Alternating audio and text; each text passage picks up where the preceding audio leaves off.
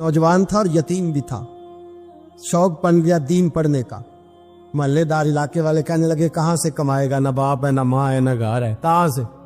हजरत रूमी कहते हैं नौजवान ने जंगल में झोंपड़ी लगा ली।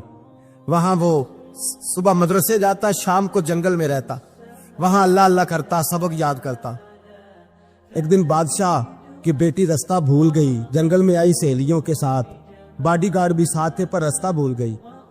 खोती खोती शाम हो गई, ऐसी खोई कि जब रात गहरी हो गई तो आके उस नौजवान के पास रुकी और चिल्लाने लगी।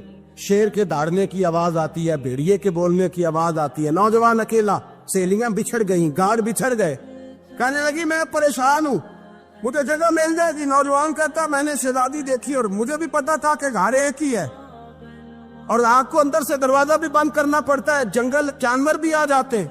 कहते मेरी छोटी सी कुटिया में झोंपड़ी में वो आई, रो के कहने लगी सहारा कोई नहीं, अगर मैं पीछे निकलूंगी तो भेड़िए खा जाएगा। कहते मैंने उसे जगह दे दी। अकेली औरत, चिराग जल रहा है, सबक याद कर रहा हूँ। मेरे नबी पाक ने फरमाया जहां मर्द औरत अकेले हो तीसरा शैतान होता है। और शहजादी, वो बच्चा कहता है सबक याद करता रहा सारी रात। वो बच्ची को कहा सो जा, पर वो कहती है नींद मुझे भी कहाँ आई। ऐसे मौकों पर नींद, सारी रात सबक याद करता। थोड़ी थोड़ी देर के बाद चिराग जलता तो उस पर उंगली रखता, हाथ जलता तो पीछे खींचने, फिर दूसरी उंगली रखता, थोड़ी देर के बाद जलता तो खींचने, हाथ सारा जल गया। सुबह किरणें चमकी तो कहने लगा चल निकल जा, दौड़ जा, बस बड़ा सब्र का इम्तिहान हो गया, चली जा। शहजादी बाहर निकली, सिपाही ढूंढ रहे थे। बादशाह खुद जंगल में निकला हुआ था, मेरी बेटी मिल गई।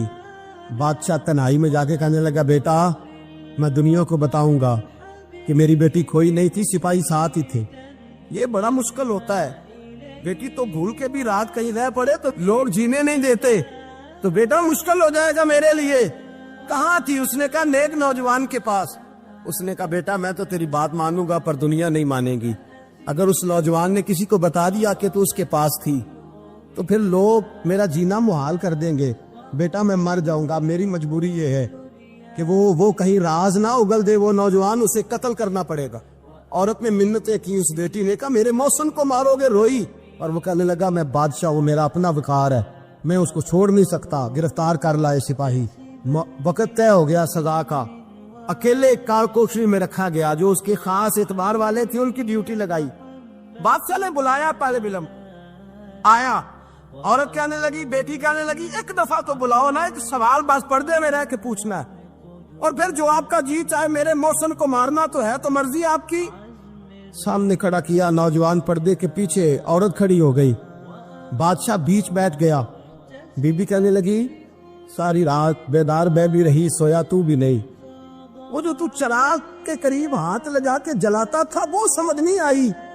नौजवान रो पड़ा, कहने लगा क्या करूं, मैंने रसूलुल्लाह का दीन पढ़ा है, क्या करूं, मैंने हुजूर का दीन पढ़ा है। मैंने पढ़ा है कि जानी को सबसे नीचे दोज़ख के सबसे निचले दर्जे में जलाया जाए, उसे जहन्नमियों का पीप और रेशा पिलाया जाए, कंद खिलाया जाए। ये रवायतें पड़ी हुई थी। थोड़ी थोड़ी देर के बाद शैतान मुझे कहता था बदकारी कर ले। मैं अपना हाथ उसी वक्त जब शैतान मशवरा देता तो मैं आग पे करता। मैं कहता अगर ये बर्दाश्त हो गई तो वो भी हो जाए।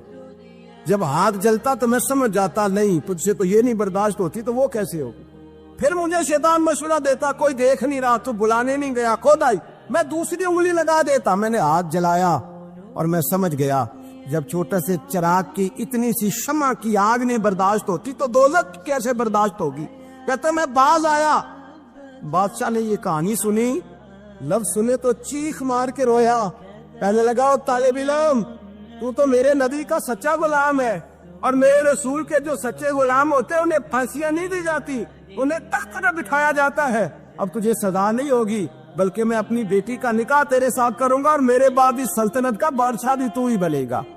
अब वो नौजवान वहां नारे लगा रहा है, कहता लोगों तुम मुझे कहते थे दीन से क्या मिलता है, दीन से तो अल्लाह तख्त व ताज भी अता फरमा देता है। अगर नौजवान शर्मो हया वाले बन के रहे अल्लाह सारी इज्जतें दे देगा। देखे ना अल्लाह के फजल से इज्जत मिलती है और जब कोई इज्जतदारों जैसा काम ही ना करे। एक बात